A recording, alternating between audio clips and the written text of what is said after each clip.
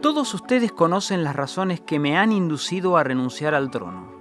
Quisiera hacerles comprender que, al tomar esta resolución, no he olvidado en absoluto al país o al imperio, a los cuales, primero como príncipe de Gales y más tarde como rey, he dedicado 25 años de servicio. Pero pueden creerme si les digo que me ha resultado imposible soportar la pesada carga de la responsabilidad y desempeñar mis funciones como rey en la forma en que desearía hacerlo, sin la ayuda y el apoyo de la mujer que amo. Eduardo VIII. Esto es La Otra Corona, el lado B de la realeza, un podcast de Film and Arts en su tercera temporada, La Casa de Windsor. Soy Carola Gil. Soy Carlos Manzoni.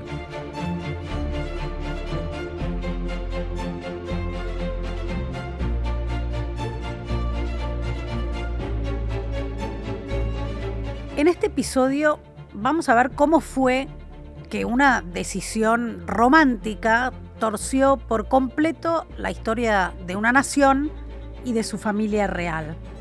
Eduardo VIII eligió a la mujer equivocada para un rey, lo dejó todo por amor y modificó para siempre la vida de su hermano, la de una pequeña princesa y la historia de los Windsor.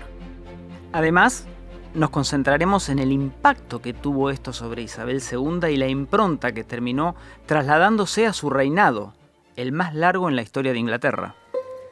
Corre el año 1894 y en White Lodge, una residencia en Londres que le pertenece a la Casa Real, nace Eduardo Alberto Cristian Jorge Andrés Patricio David.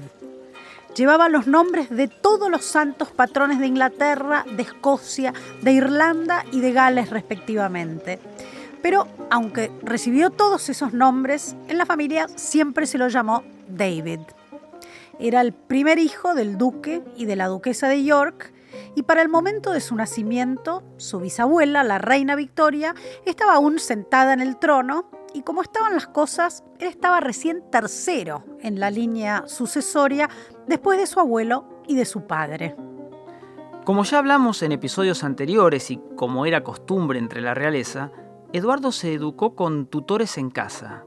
A una edad muy temprana fue dejado junto a sus hermanos al cuidado de dos hombres que básicamente los criaron mientras sus padres recorrían el imperio. Y aún cuando sus tutores insistieron en mandarlo a una escuela común, sus padres se negaron. Solo dejó la educación en casa para ir a la Armada y a la Universidad de Oxford, para la que, según sus biógrafos, Eduardo carecía de preparación. Con su padre en el trono era urgente preparar al príncipe de Gales para su futuro como rey, pero la verdad era que estaba más interesado en el polo, los caballos y la vida social.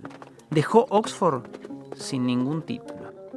Pero hay que decir que como príncipe de Gales, soltero, apuesto, se llevaba toda la atención del público y se había convertido en una suerte de fashion icon, un referente de la moda. Si queremos un influencer de su tiempo, una revista norteamericana de la época decía: el joven norteamericano promedio está más interesado en la ropa del príncipe de Gales que en cualquier otra cosa del mundo.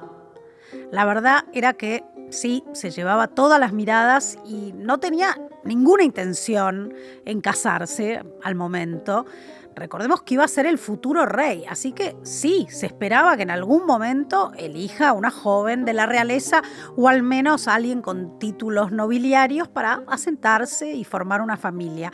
Un poco como después se esperó de Carlos III antes de su boda con la princesa Diana, ¿no? Sí, pero eso estaba lejos de suceder. Desfilaban las mujeres por su vida. En un momento intentaron arreglar una boda con una prima, una princesa de Prusia, pero la cosa no funcionó. Y la verdad es que se interesó más por tener amantes ocasionales, algunas de las cuales le trajeron más de un dolor de cabeza. Una cortesana parisina, Marguerite Albert, conservó todas las cartas amorosas que se escribían.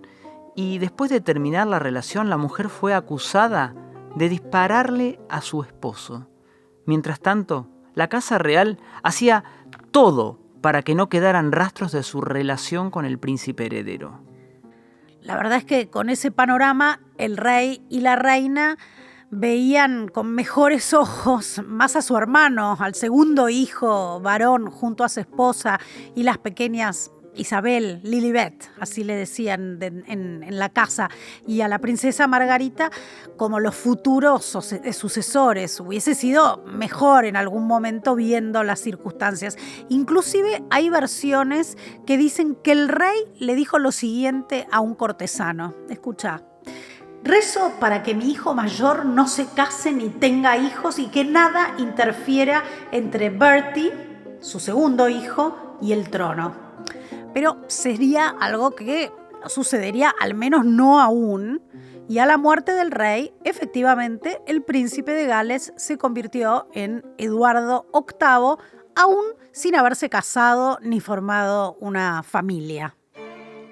El rey Eduardo VIII conoció a Wallis Simpson cuando aún era príncipe de Gales en 1931 y ella estaba aún casada.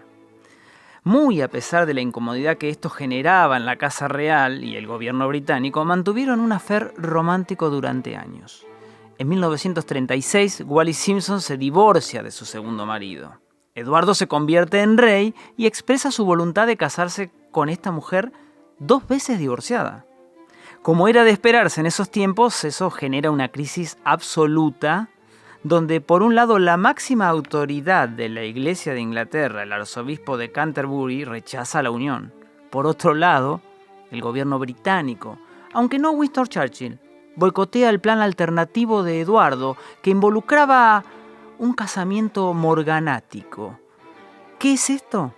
Bueno, es una unión, una boda por la cual él seguiría siendo rey sin que Wallis llevara el título de reina consorte y sin que los posibles hijos de esa unión pudieran heredar el trono. Es decir, de alguna forma se aseguraban de que el trono no siguiese en esa línea familiar y que Wallis quedase de alguna forma a la sombra. El primer ministro del momento, un hombre llamado Stanley Baldwin, visitó al rey y le dijo que no había forma de que el pueblo aceptase esa unión. Y el rey fue tajante. Dijo lo siguiente: voy a casarme con la señora Simpson y estoy listo para irme. Según el diario The Times de Londres, el día 10 de diciembre, Baldwin entró al Parlamento británico con un documento en la mano y lo entregó diciendo: un mensaje de Su Majestad el Rey, firmado de puño y letra por Su Majestad.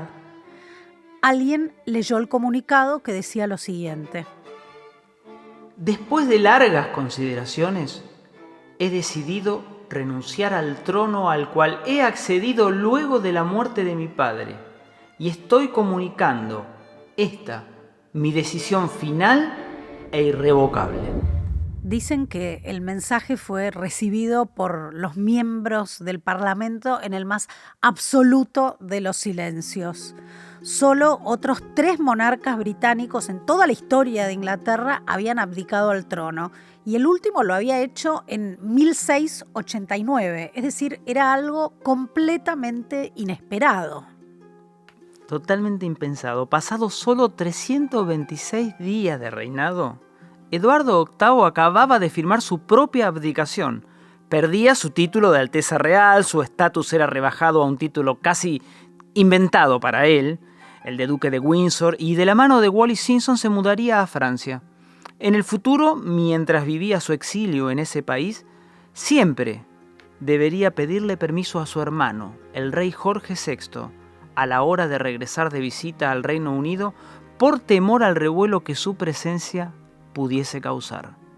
Pero, ¿quién era esta mujer que había enloquecido de amor al rey? Tanto que estaba dispuesto a dejarlo todo, aún el trono, solo para estar a su lado. Wallis Warfield, así era su nombre de soltera, había nacido en Pensilvania, en los Estados Unidos, y había crecido en Baltimore, en Maryland. El padre de Wallis había muerto cuando ella era aún un bebé, y tanto ella como la madre fueron mantenidas por otros miembros un poco más pudientes de la familia.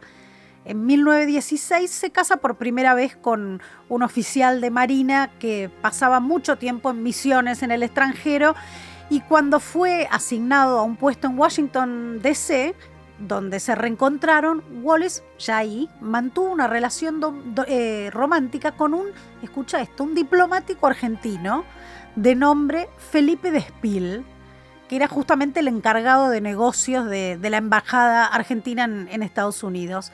Después de idas y vueltas, finalmente en 1927 firman el divorcio, pero Wallace ya estaría en una nueva relación con un hombre llamado Ernest Aldrich Simpson, de ahí el apellido, un vendedor de barcos con el que termina casándose y yendo a vivir a Londres. Agrego además que se quedó con el apellido Simpson. Ya viviendo en el exclusivo barrio de Mayfair en Londres, por amigos en común, Wallace conoce a la que en ese momento era una de las amantes del príncipe de Gales, Lady Farnes, que es quien termina presentando al príncipe con el matrimonio Simpson. La culpable, digamos. La cosa es que durante un viaje de Lady Farnes, Wallis Simpson se convierte en la nueva amante del príncipe de Gales y comienzan una relación que terminará solo con la muerte de Eduardo en 1972. Un biógrafo de Eduardo escribe que estaba completamente fascinado por Wallis, con su temperamento dominante y completamente irreverente, es decir, no tenía ningún respeto por la posición que ocupaba él. El biógrafo escribe, es servilmente dependiente de ella. La relación entre ellos continuó y hasta pasaban larguísimas temporadas de vacaciones juntos por Europa, mientras Eduardo la llenaba de regalos, de joyas, y parece que gastaba increíbles fortunas de dinero. Te podés imaginar que en la corte ya empezaba a haber preocupación por todo esto y pensaban si esto iba a empezar a interferir en sus obligaciones oficiales como príncipe de Gales. Y luego, con la muerte de Jorge V en 1936, y después de acceder el trono, terminó teniendo un quiebre absoluto del protocolo cuando vio su propia proclamación como rey desde una ventana del Palacio de St. James, acompañado de Wallis Simpson, que, dicho sea de paso, para este momento estaba aún casada. Es decir, era obvio que el rey y emperador tenía todas las intenciones de casarse con esta mujer. Increíble, tanto es así que, como no le permitieron hacerlo, decidió abdicar y después de comunicárselo al Parlamento, el rey lo anunció al pueblo en una famosa transmisión de radio en la que decía: a ver, léeme eso. Tras larga espera, puedo al fin hacer una breve declaración auténticamente personal. No he pretendido ocultar nada, pero por respeto a la Constitución, hasta ahora no me ha sido posible hablar. Hace apenas unas horas cumplí mis últimos deberes como rey y emperador. Y ahora que he sido sucedido por mi hermano, el duque de York, mis primeras palabras han de ser para proclamar mi fidelidad hacia él. Así lo hago con todo mi corazón. Bueno, no había muchas explicaciones que dar, pero sin embargo el rey emérito se refirió a los motivos de su abdicación y aclaró que después de 25 años de servicio a su pueblo le era imposible soportar la pesada carga de la responsabilidad y desempeñar sus funciones como rey en la forma que deseaba hacerlo sin la ayuda y el apoyo, y acá volví a mencionarla, ¿no?, de la mujer que amaba. Por supuesto, tenía que quedar en claro que su tarea como príncipe y como rey hasta el momento había quedado cumplida y lo había sido con responsabilidad y pensando en lo más apropiado para el pueblo y en el imperio, sin subestimar la grave determinación que estaba tomando. Y a la vez le tenía que dar a su hermano todo el respeto y un voto de confianza y de devoción absoluta, al menos en palabras, para la tarea que le esperaba, ¿no? Eduardo en su discurso dijo tener pleno convencimiento por mi parte de que mi hermano, con su amplia experiencia en los asuntos públicos de este país y sus magníficas cualidades, se halla en condiciones de ocupar mi puesto.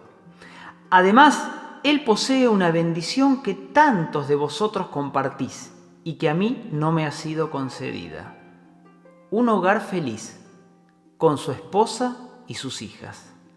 Y terminaba como era de esperarse. Y ahora todos tenemos un nuevo rey. Desde lo más profundo de mi corazón le deseo a él y a vosotros, su pueblo, la mayor felicidad y prosperidad. Dios los bendiga. Dios salve al rey.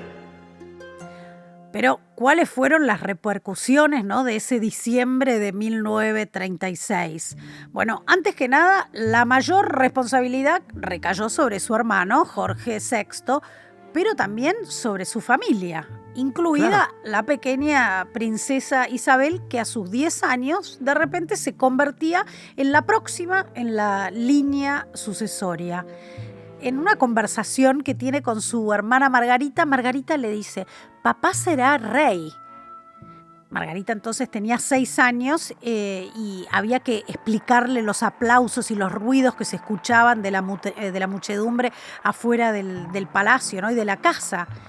Y Margarita pregunta: ¿eso significa que serás la reina?, le pregunta a su hermana. Isabel contesta: sí, supongo que sí. Y Margarita le dice: pobre de ti. Margarita cuenta esto en un relato que hace en una entrevista que le dio una periodista, Elizabeth Longford, en 1980, pero después, 2 décadas más tarde, omite esa parte en la que le dice pobre de ti. Pero la entrevista es auténtica y el comentario aparentemente lo dijo. En mayo de 1937, las princesas Isabel y Margarita presencian la coronación de su padre en la abadía de Westminster y la vida familiar cambia por completo. El nuevo rey, que era un hombre de una personalidad, de una naturaleza bastante reservada, trabajó muy duro para adaptarse a este rol como rey, y la figura de su mujer, de la reina Isabel, de la reina madre, de nombre Lady Elizabeth Bowes Lyon, con quien se había casado años antes, en 1923, fue un personaje clave acá, como también lo fue para su hija, la reina Isabel II, cuando a ella le tocó convertirse en reina, ¿no?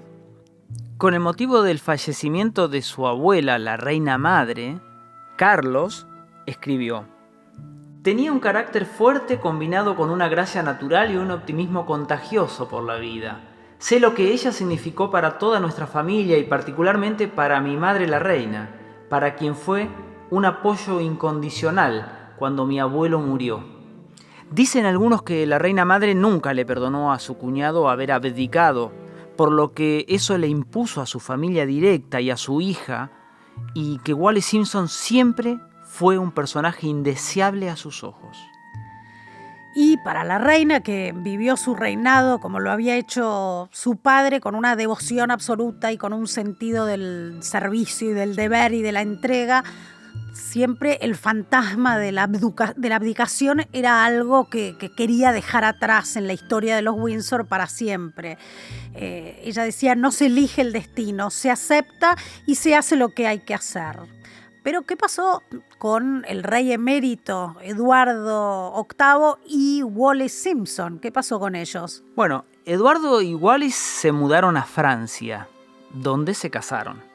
El rey en su momento prohibió que cualquier miembro de la familia real asistiera, lo que resintió a los Windsor, ya que querían contar particularmente con la presencia de sus hermanos y su primo, pero él ya había elegido entre el trono y su mujer.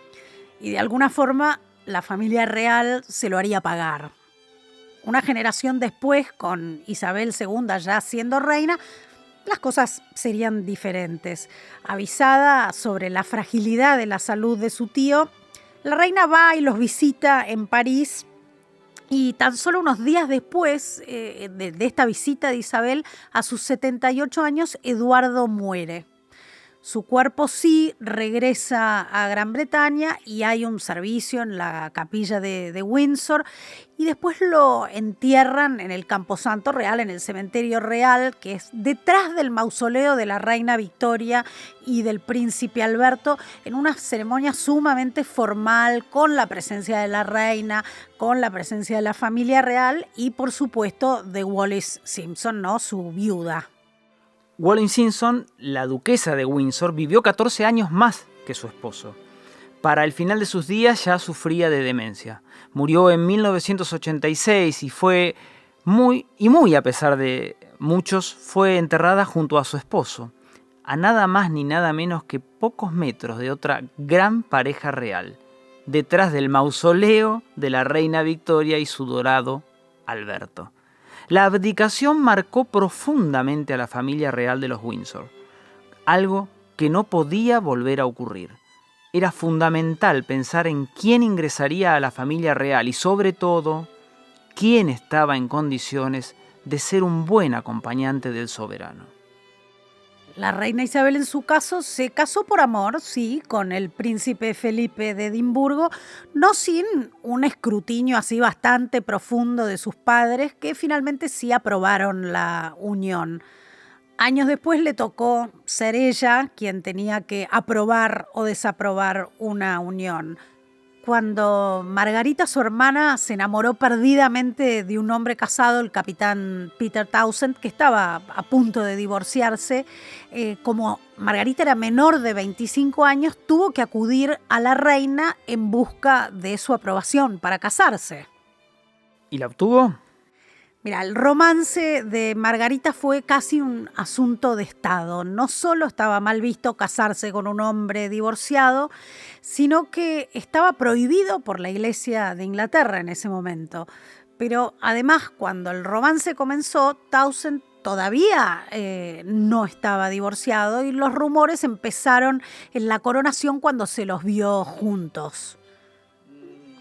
Se dice que ella le tocó un poco el hombro. Nuevamente se propuso una solución, pero solo para los aspectos sucesorios. Margaret podría casarse, pero si renunciaba a estar en la línea sucesoria después de sus sobrinos, Carlos y Ana, los únicos hijos que tenía la reina en ese momento. Pero finalmente Margarita tomó una decisión de motus proprio, ¿o no?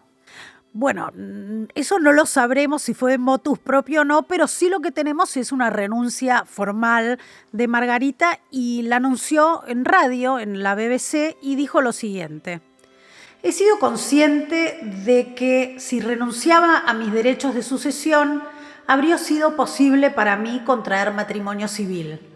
Pero consciente de la enseñanza de la Iglesia de que el matrimonio cristiano es indisoluble, y consciente de mi deber para con el Commonwealth, he resuelto anteponer estas consideraciones a cualquier otra. ¿Cómo cambiarían las cosas años después, no?